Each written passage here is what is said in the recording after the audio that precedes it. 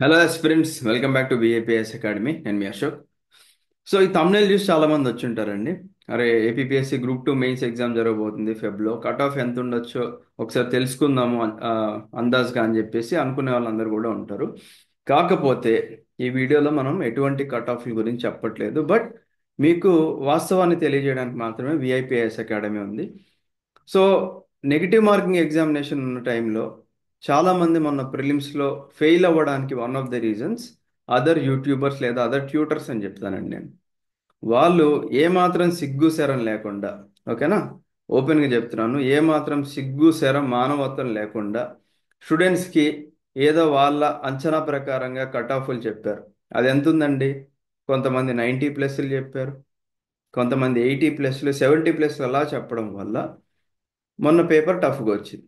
టఫ్గా రావడం వల్ల ఏమైందండి? స్టూడెంట్స్ అందరూ వాళ్ళంతటి వాళ్ళు ఓన్గా టఫ్గా ఫీల్ అయ్యారు. అరే, పేపర్ టఫ్గా వచ్చింది, మేబీ నేను సరిగ్గా చదవలేదు అనుకుంటాను, నా పక్కన వాళ్ళందరూ కూడా పెట్టేస్తున్నారు ఆప్షన్స్, వాళ్ళందరూ కూడా క్వాలిఫై అయిపోతారు, నేను క్వాలిఫై అవ్వను. అండ్ ఆల్రెడీ నేను కొంతమంది యూట్యూబ్లో వీడియోలు చేసిన వాళ్ళే చూశాను, కట్ ఆఫ్లు 90+ లా ఉంటాయి. సో ఇక నా జీవితం అయిపోయింది, నేను ఏదో ఒకటి పెట్టేయాలని చెప్పేసి ఏదో ఒకటి పెట్టేశారు. అవన్నీ కూడా ఏంటంటే నెగిటివ్గా వెళ్ళాయి అన్నమాట.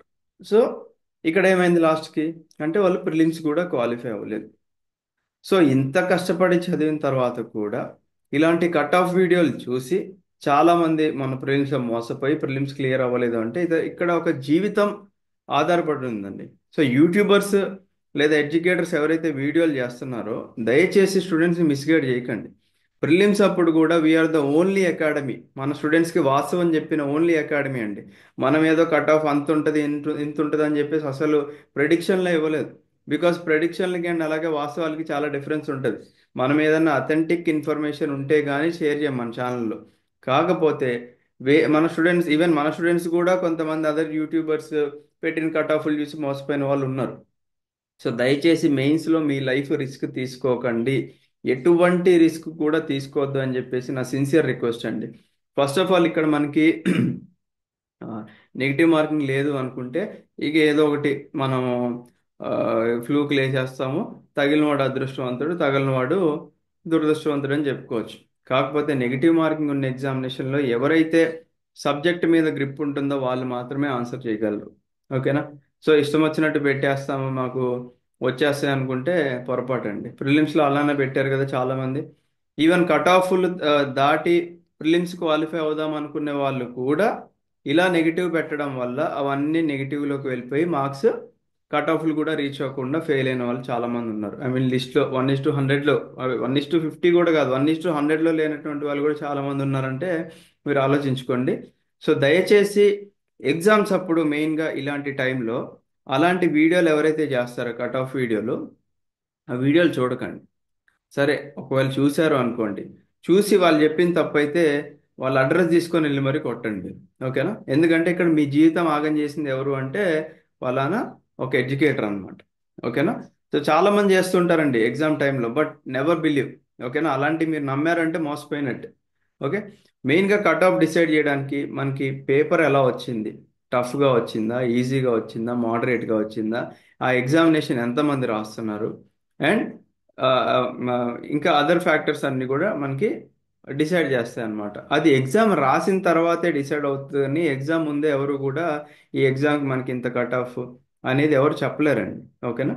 సో దయచేసి నమ్మకండి అలాంటివన్నీ కూడా. నమ్మారు అంటే మీరు ట్రాప్లో పడ్డట్టు, ట్రాప్లో పడ్డారు అంటే మీరు సింపుల్గా ఉద్యోగం కోల్పోయినట్టు. So believe in yourself. మీరు ఆ, గుండె మీద చేసుకొని మీరే చెప్పండి, మీరు సబ్జెక్ట్ అంతా పర్ఫెక్ట్గా చదువుతున్నారు అనుకున్నప్పుడు ఇలాంటి కట్ ఆఫ్లతో మీకు అవసరం లేదు కదా.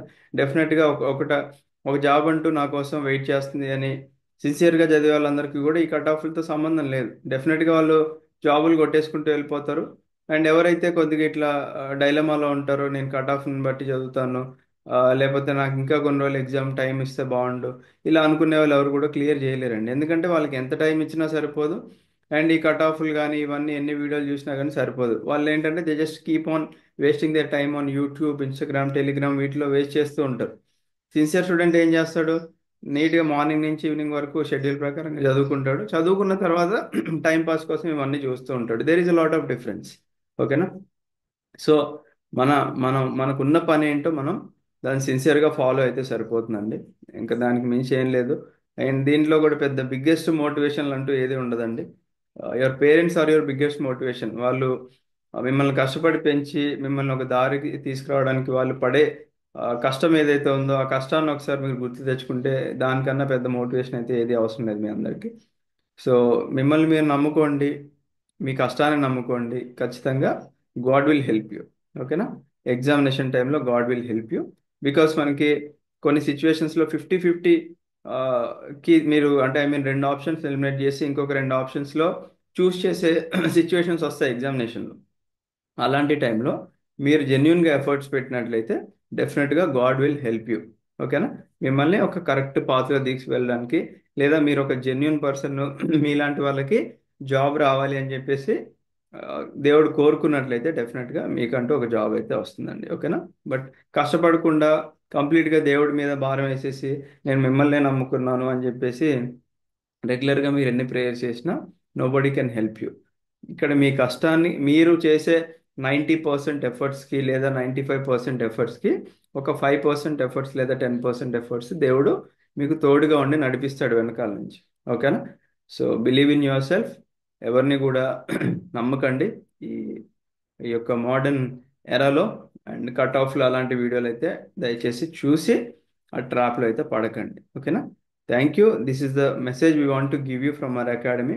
మీరు మళ్ళీ కావాలంటే ఎగ్జామినేషన్ ముందు కూడా చూసుకోండి. We never spoke about cut offs in any video. ఓకేనా? ఎగ్జామినేషన్ అయిన తర్వాత మా ప్రెడిక్షన్లు మేము చెప్పాం. ఈవెన్ ఏపీఎస్సి గ్రూప్ 2 ప్రిలిమ్స్ అయిన తర్వాత కూడా మనం ఒక పోల్ పెట్టి ఆ పోల్ ప్రకారంగా వచ్చిన రిజల్ట్ని బట్టే మనం ప్రెడిక్షన్ ఇచ్చాం తప్పించి ముందు ముందే మిమ్మల్ని ఏదో మెప్పించి ఆ, అదే మిమ్మల్ని ఏదో ఒక ట్రాప్లో పడేసి మిమ్మల్ని ఏదో ఇబ్బంది పెడితే మాకు వచ్చేది ఏం లేదు. ఓకేనా? సో అదే చెప్పాలనుకుంది. Thank you. Have a great day. Jai Hind.